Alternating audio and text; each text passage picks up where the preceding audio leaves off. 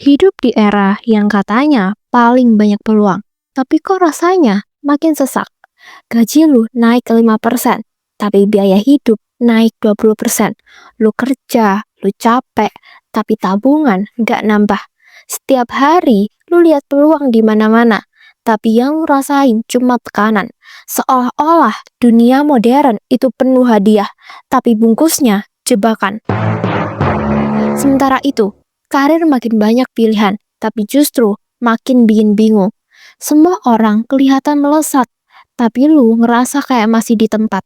Utang gampang banget diambil, tinggal klik, tapi bayarnya itu cerita lain. Dan soal tabungan, jangankan nabung, bertahan hidup sebulan aja, kadang rasanya udah kayak mode bertahan hidup di game survival. Lu cuman berusaha nggak mati. Dan hal yang paling ironis adalah semua kekacauan itu sebenarnya bukan salah lu. Sistemnya emang dibangun buat bikin lu goyah. Tapi pada akhirnya, lu tetap yang harus beresin semuanya. Karena itu, hari ini kita bakal bahas 3 dosa besar finansial generasi muda. Hutang bodoh, karir tanpa arah, dan tabungan yang selalu hilang. Prepare, video ini mungkin bakal nusuk, tapi juga bakal ngebuka mata lo. Selamat datang di World Education, membangun kekayaan dengan pengetahuan. Di bagian pertama, hutang, musuh nomor 1 generasi muda. Lo pernah sadar gak kalau generasi muda sekarang hidup di dunia yang selalu mendorong lo buat berhutang? Bukan karena lo gak bisa ngatur uang, tapi karena sistemnya memang didesain biar lo jatuh. Semua belanja sekarang punya jalan pintas, pay later, cicilan 0%, kredit instan yang disetujui cuma dalam 3 menit, dan limit yang terus dinaikkan biar lu ngerasa mampu. Padahal sebenarnya lu cuma makin digiring ke dalam jebakan. Dulu orang miskin susah minjem uang, sekarang orang miskin didorong buat pinjem uang. Lu gak perlu kaya buat punya kredit, lu cuma perlu impulsif. Masalahnya, banyak anak muda yang gak sadar bahwa hutang itu bukan uang tambahan. Hutang itu sebenarnya masa depan lu yang ditarik ke masa sekarang. Setiap lu minjem 1 juta, itu bukan uang orang lain, itu uang bulan depan lu, tahun depan lu, kebebasan lu yang belum terjadi. Dan yang bikin ngeri, lu bukan cuma narik masa depan lu, tapi lu juga ngerusaknya dengan bunga. Lu gak hidup berdasarkan kemampuan hari ini, tapi hidup berdasarkan kemampuan yang bahkan belum tentu lu punya nanti. Lebih parahnya lagi, data itu nyakitin banget. 7 dari 10 anak muda Indonesia punya utang konsumtif. 1 dari 3 pakai pay later buat hal yang gak penting. Dan sumber stres nomor 1 anak muda hari ini bukan cinta, bukan insecure soal jodoh, tapi hutang. Hutang bukan cuma nguras dompet lu, tapi juga tidur lu, kesehatan mental lu, kepercayaan diri lu, bahkan hubungan lu. Lu bisa kerja keras setengah mati, tapi tetap merasa gagal. Cuman karena hutang bikin lu merasa hidup lu selalu minus. Dan kenapa pay later terasa begitu ringan? Karena lu gak pernah lihat uang hilang secara langsung. Yang lu lihat cuma 120.000 per bulan kok. Tapi kalau hitung 120.000 kali 12 bulan itu 1,44 juta. Belum ditambah bunga, biaya layanan, sama admin. Totalnya bisa jadi 1,7 sampai 1,8 juta. Barang yang harga aslinya 1,2 juta jadi melambung setengah juta lebih. Dan itu baru 1 transaksi. Lu tambahin lagi pay later kedua, ketiga, keempat. Tahu-tahu hidup lu bukan pay later lagi, tapi pay forever. Karena itu, kalau lu mau keluar dari neraka hutang, ada beberapa langkah dasar, tapi ampuh yang harus lu lakukan. Pertama, berhenti gali lubang baru. Jangan nambah cicilan buat nutup cicilan lain. Itu namanya lu gali parit buat kuburan finansial lu sendiri. Kedua, bayar hutang yang bunganya paling ganas dulu, biar beban bunga berhenti menggerogoti lu. Yang ketiga, freeze semua e-wallet dan pay later lu selama 30 hari. Lu bakal kaget, uang lu sama ini bocor di mana aja. Keempat, jangan pernah bayar minimum payment doang. Karena itu sama aja lu cuma nyicil bunga, bukan nyicil utang. Dan paling penting, tanam dalam kepala lu kalimat sederhana ini. Kalau lu belum bisa bayar full, itu berarti lu belum layak beli. Bukan karena lu miskin, tapi karena lu belum siap. Lebih baik nunggu dan aman daripada cepat tapi hancur. Hutang bisa menghancurkan hidup pelan-pelan tanpa lu sadari. Tapi kabar baiknya, begitu lu sadar dan mulai ambil langkah kecil, hidup lu juga bisa berubah pelan-pelan ke arah yang jauh lebih ringan. Bagian yang kedua, karir. Generasi muda sibuk, tapi tersesat. Generasi muda hari ini kerja keras, sering lembur, sering begadang, tapi tetap merasa gak maju. Bukan karena mereka malas, tapi karena mereka kerja tanpa arah.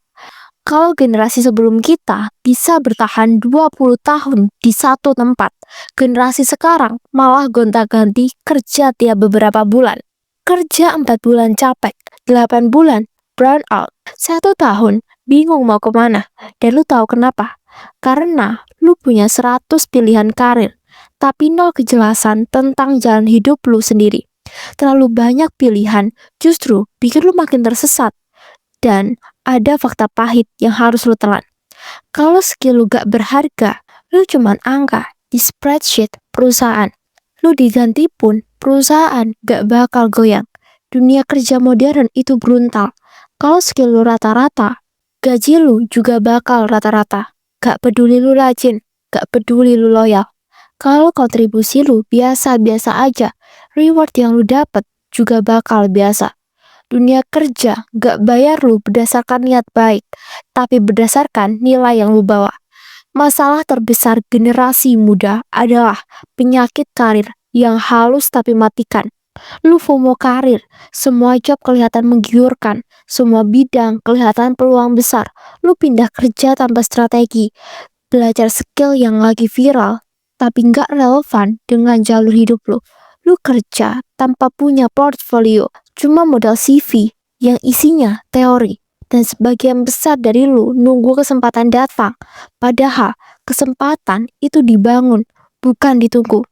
Makanya di 2025 ke atas ada 3 hal wajib yang harus lu punya kalau mau karir lu naik. Pertama, skill yang sesungguhnya. Bukan cuma sertifikat webinar atau kursus yang lu ambil buat gaya-gayaan. Kedua, keahlian yang bisa diuangkan. Karena kalau skill lu gak menghasilkan uang, itu hobi, bukan karir. Dan ketiga, bukti nyata kalau lu bisa kerja. Portfolio, CV bisa dimanipulasi, portfolio enggak. Di dunia modern, lu dibayar bukan karena lu hadir, tapi karena lu menghasilkan sesuatu. Kalau lu mau gaji tinggi, rumusnya keras tapi jujur. Lu dibayar setara dengan masalah yang bisa lu selesaikan. Kalau lu cuma bisa kerja basic, ya gajinya basic.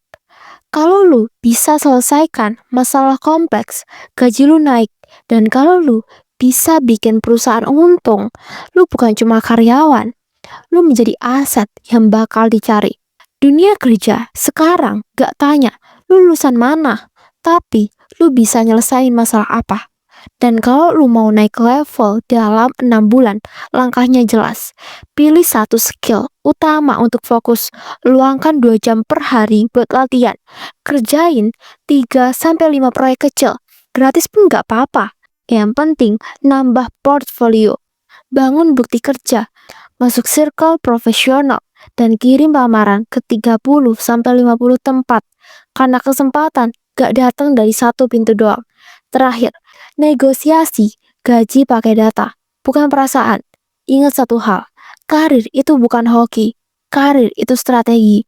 Dan strategi yang tepat bisa narik lu jauh lebih cepat dari yang lu kira. Bagian yang ketiga, tabungan. Kenapa anak muda susah nabung?